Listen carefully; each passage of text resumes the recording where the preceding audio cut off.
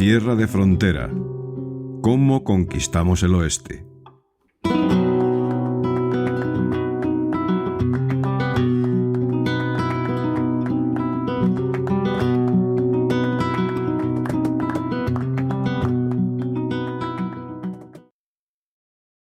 Hay hombres cuya vida parece haber sido escrita por un novelista con demasiada imaginación.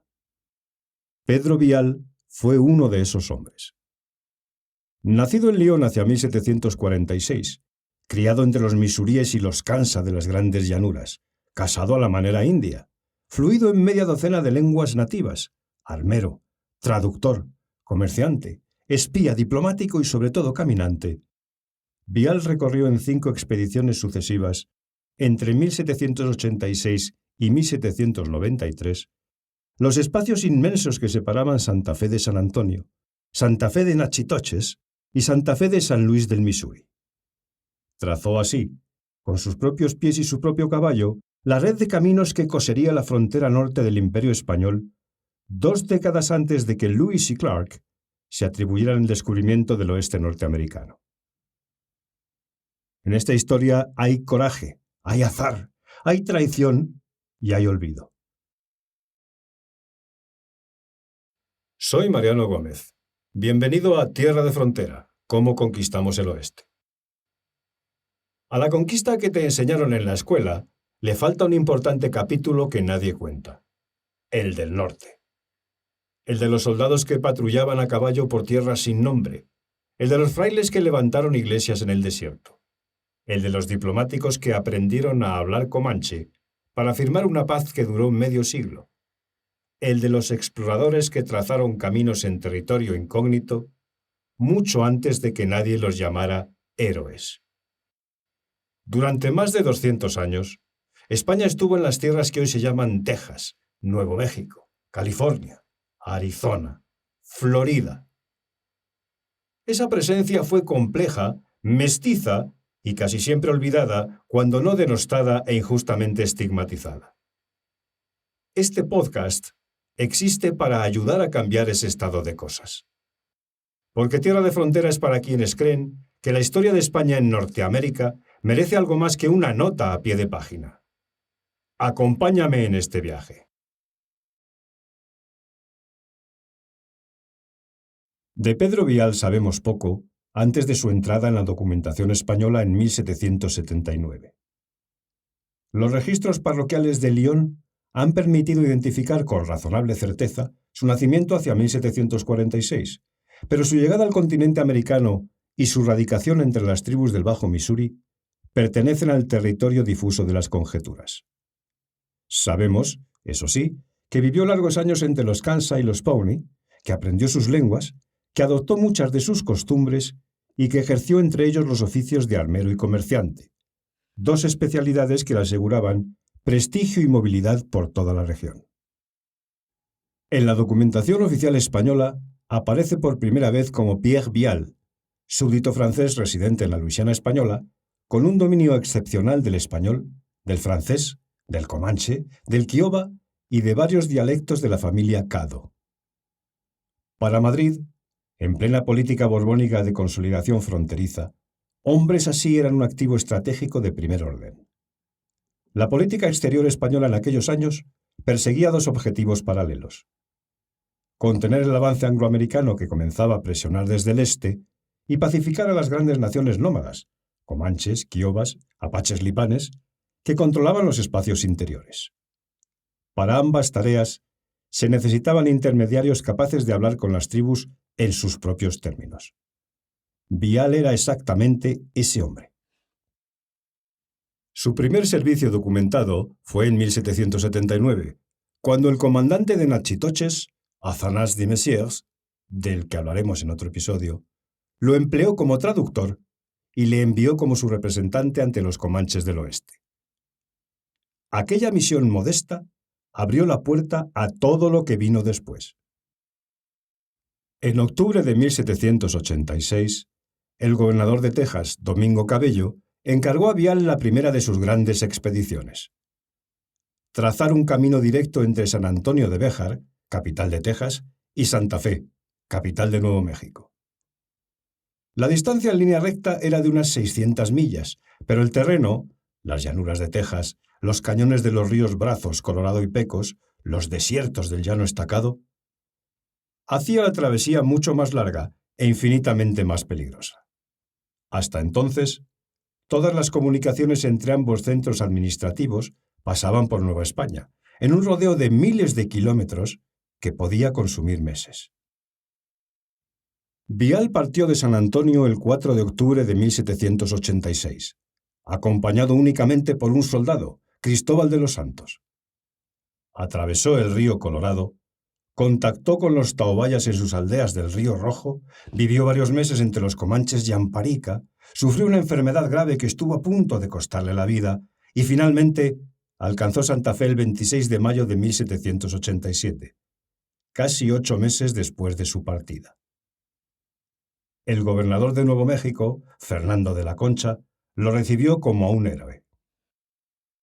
El diario de aquella expedición, conservado en los Spanish Archives of New Mexico, legajo 1101, número 11, y publicado en 1967 por Noel M. Loomis y Abraham P. Nassatir en su edición magistral Pedro Vial and the Roads to Santa Fe, es uno de los documentos más extraordinarios de la exploración norteamericana del siglo XVIII.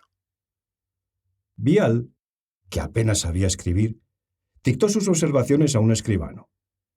Descripciones del terreno, etnografía de los pueblos visitados, distancias estimadas en jornadas, accidentes geográficos memorables y anécdotas de viaje. Es un texto vivo, sin pretensiones literarias, que tiene la fuerza testimonial de los grandes diarios de exploración. Apenas recuperado del agotamiento del primer viaje, Vial recibió en 1788 un nuevo encargo. Esta vez se trataba de unir Santa Fe con Natchitoches, el puesto fronterizo de la Luisiana española en el Río Rojo.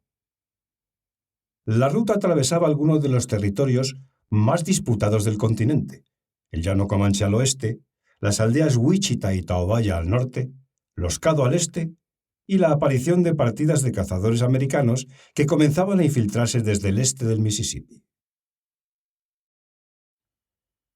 Partió de Santa Fe el 24 de junio de 1788, acompañado por 2 soldados españoles y por un comerciante francés llamado Vicente Villanueva. Avanzaron hacia el este por los valles del Pecos y del Canadiense, vivaquearon con los comanches Cotzoteca y recogieron información preciosa sobre los movimientos de las naciones del centro del continente. Alcanzaron Natchitoches el 20 de agosto de 1789. La travesía había durado casi 14 meses, pero el segundo eslabón estaba ya forjado.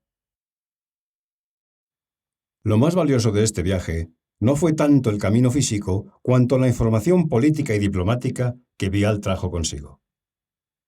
Las noticias que recogió sobre los planes de los comerciantes anglos, entonces aún muy pocos, pero ya activos, alertaron a la administración española sobre la amenaza que se preparaba a largo plazo. Madrid no actuó con la diligencia necesaria, pero los avisos quedaron en los expedientes. El tercer y más ambicioso encargo se le confió en 1792. La administración española quería establecer comunicación directa entre Santa Fe y San Luis del Misuri, el centro comercial y militar más importante de la Luisiana española en el norte.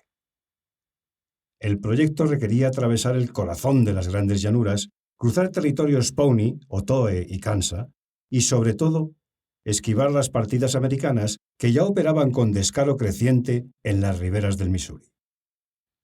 Vial salió desde Santa Fe el 21 de mayo de 1792, acompañado por 2 soldados. La expedición casi le costó la vida.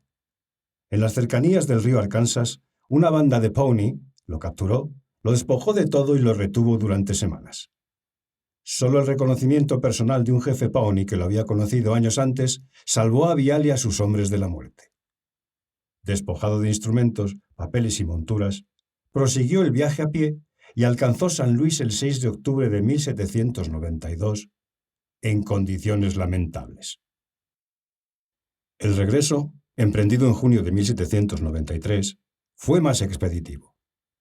Estableció con razonable precisión que la distancia entre San Luis y Santa Fe, medida por el camino más directo y practicable, era de unas 630 leguas, aproximadamente la mitad de lo que la cartografía anterior suponía. Aquel dato por sí solo transformaba la concepción geográfica del continente.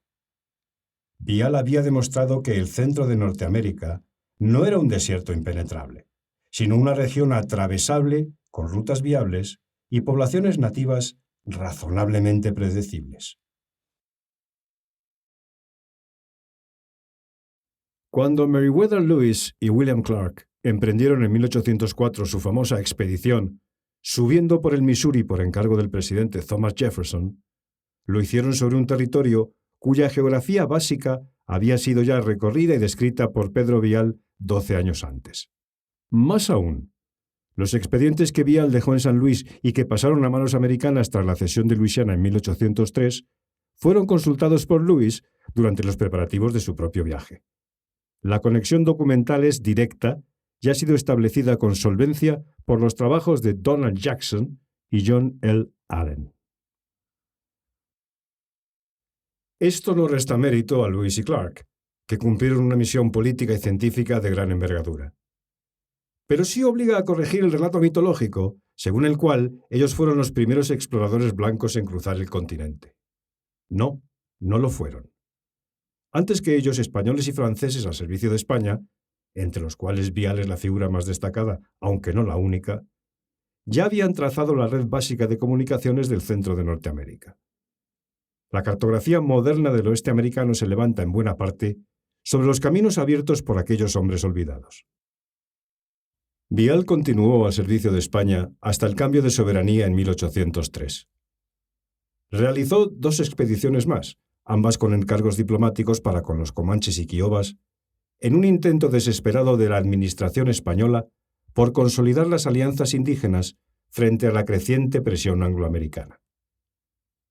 Murió en Santa Fe en octubre de 1814, en circunstancias modestas, cuando ya el viejo virreinato se desmoronaba bajo los embates de la independencia mexicana. Su testamento, conservado en los archivos parroquiales de Santa Fe, es de una sobriedad casi conmovedora. Unos pocos efectos personales, un caballo, una cuenta pendiente con un comerciante y ningún descendiente reconocido legalmente. Hoy ningún monumento lo recuerda. Su nombre no figura en los manuales escolares ni de España ni de los Estados Unidos. Los caminos que él trazó pasaron a llamarse en el siglo XIX Santa Fe Trail, Camino Real de los Texas y Sendero del Missouri, mientras que todo el mérito de su existencia se atribuyó a los exploradores anglosajones que los heredaron. Apenas un puñado de historiadores especializados, como Loomis, Nasatir, Weber o Kessel, han trabajado seriamente sobre su figura. Restituir su nombre a la memoria histórica española es uno de los muchos trabajos que la historiografía nos sigue debiendo.